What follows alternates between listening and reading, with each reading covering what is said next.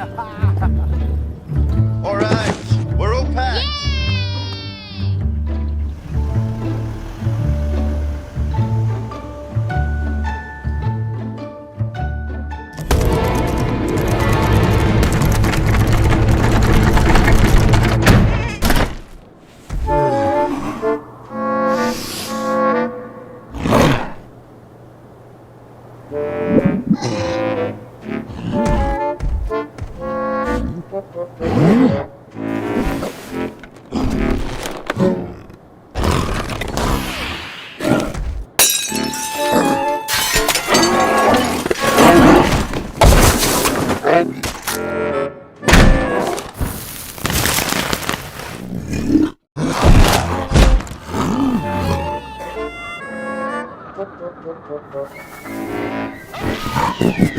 Breaking news. A missing polar bear has recently appeared in the Middle East in desperate search of food. Operations are ongoing to capture the bear and send it back home. Scientists say that under this 51 degrees Celsius hot weather, the bear may not survive for more than a week. If you have any leads to the bear's whereabouts or notice anything suspicious,